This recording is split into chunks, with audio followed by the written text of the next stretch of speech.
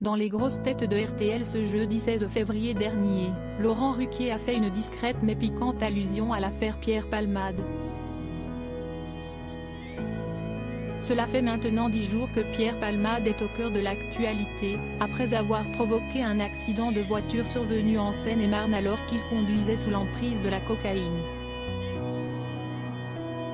D'abord placé en garde à vue puis présenté à un juge d'instruction, l'humoriste de 54 ans a été mis en examen pour homicide involontaire ce vendredi 17 février et transféré avec un bracelet électronique à l'hôpital Paul Brousse de Villejuif dans le Val-de-Marne. Laurent Ruquier silencieux sur l'affaire Palmade dans les grosses têtes sur RTL le 16 février dernier, veille de la mise en examen de l'humoriste, le journaliste Christophe Barbier, nouveau chroniqueur de l'émission, proposait lors du jeu des fake news une fausse affirmation sur l'ancien chef de gouvernement italien, Silvio Berlusconi qui a été acquitté mercredi 15 février par le tribunal de Milan dans la sordide affaire de ses soirées dites Bunga Bunga.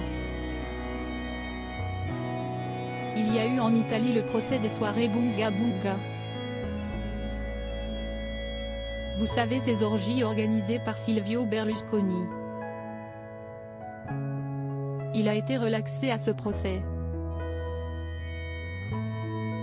Pour être encore plus relaxé, au moment de l'annonce du verdict, il s'est tourné vers la juge et le cavalier élu a demandé en italien, une pompinello, si est à dire en français, une turlute, a exposé Christophe Barbier sous les éclats de rire de ses collègues sociétaires. Tant qu'on ne conduit pas une question bilingue et très grivoise, style auquel les auditeurs des grosses têtes sont habitués, mais qui a inspiré une blague assez osée à Laurent Ruquier. J'accepte d'autres langues, tant qu'on ne conduit pas, a-t-il répliqué, hilar face à ses sociétaires faussement gênés.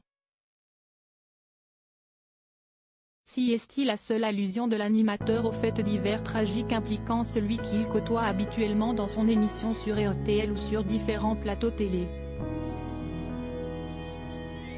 Il avait par exemple reçu Pierre Palmade sur le plateau d'On n'est pas couché en mai 2019 pour la promotion de son livre Dites à mon père que je suis célèbre. Conscient de son addiction, l'ex-mari de Véronique Sanson avait déclaré « Je ne prendrai plus jamais de drogue de ma vie, je le pense profondément et j'y crois ».